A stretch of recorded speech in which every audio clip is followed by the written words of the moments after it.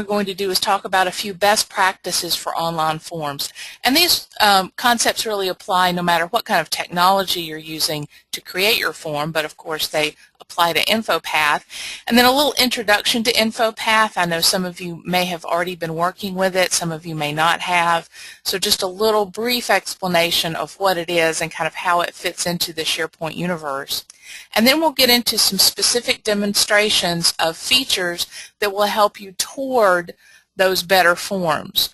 And the 4 topics are cascading drop-down fields, repeating tables, conditional formatting, and form display options. So some of those terms may not mean anything to you at this point, some of them might, but we'll go through them one by one and not only talk about why they're a good idea to use, but also how you would use them in InfoPath. And then there will be time at the end for questions and answers. This webinar is scheduled to run for an hour, and we'll have time for questions at the end. And I'm perfectly happy to stay after that hour. So if any of you are free to hang on after the session is officially over, we can stay online as long as we like, as long as you have questions. One thing I want to point out is that a lot of the topics we're talking about are taken from our course that we have on InfoPath and workflow. And if you want to learn more about InfoPath or want to get into custom workflow with SharePoint Designer, you might want to take a look at this course. And the URL down here at the bottom of the slide, this is a tiny URL that will take you directly to this page on our website. Or if you go to our website and just go to the training area, you can see our lists of courses and that kind of thing. But as you can see, we offer public classes in Chicago, Dallas, Washington, D.C., and here in Nashville. And each class also has a live online option. So you can attend the same class at the same time, same instructor, and be one of the participants of the live class, but just with the benefit of doing it from your desk. And we've been doing that for a few months now, and it's worked out really well.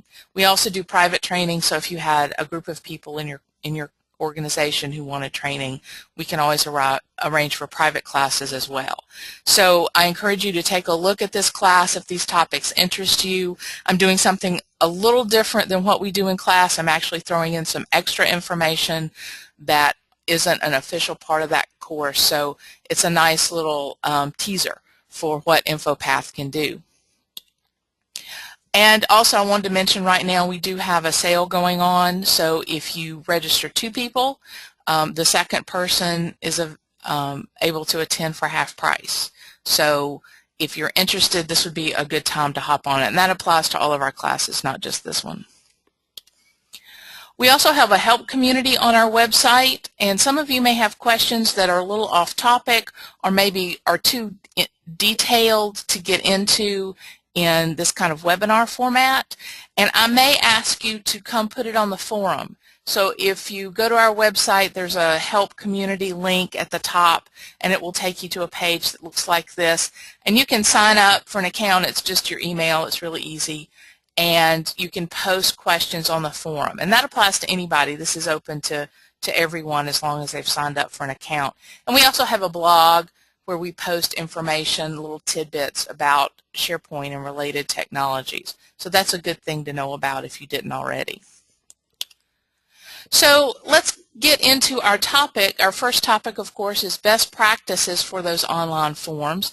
And this is a really highly distilled version of some of the discussions we have in class. I'm not hitting all the points, but I'm kind of hitting a couple of the big ones. And the main reason for talking about it is that if you're going to have a form online, it's really, paper forms this applies to as well, but especially with online forms, they need to have a good purpose, that people need to understand why they need to fill out this form.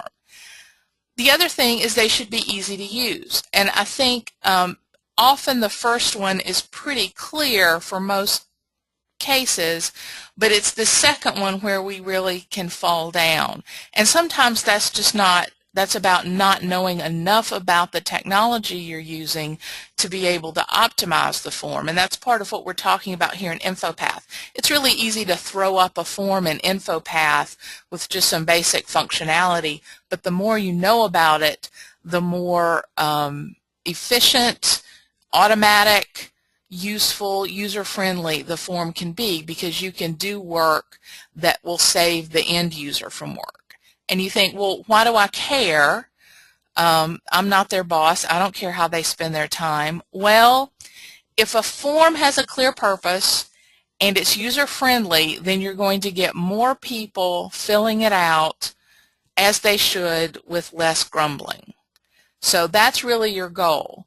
You can sit and design forms all day long, but if nobody uses them and they find other ways to accomplish what that form ought to be accomplishing, then the form hasn't done its job. So that's our whole purpose today, is look at a few features that will help you make forms that will be more useful, more user-friendly.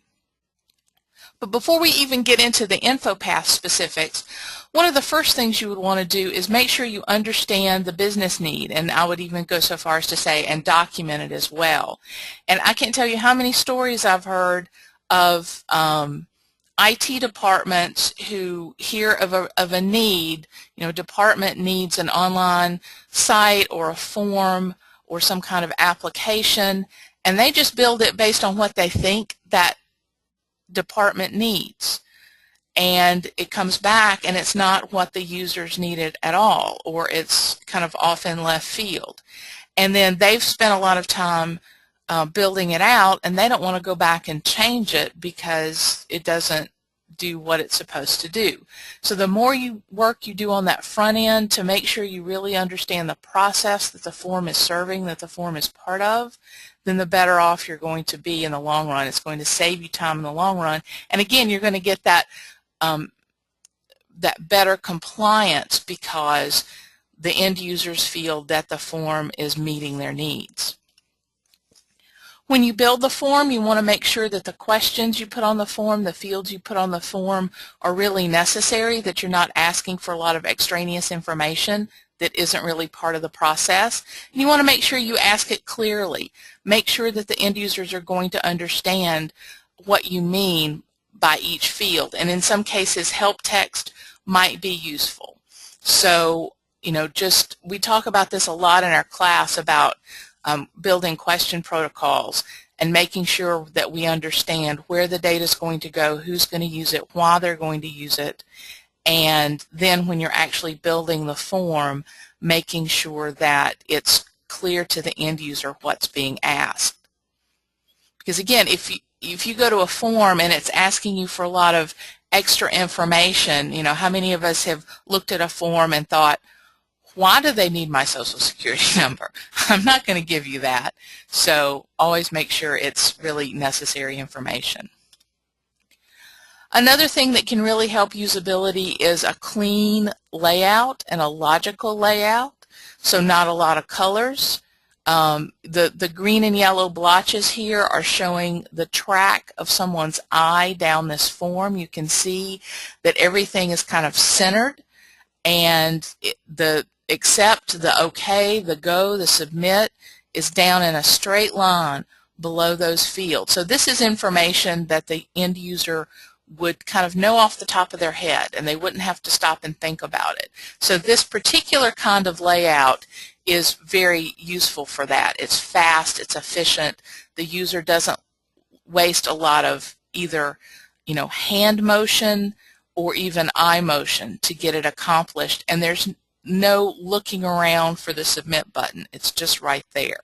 So the less visual noise you have on your form and the clearer and more logical the layout, the better it's going to be for the end user, and again, you're going to get that increased compliance.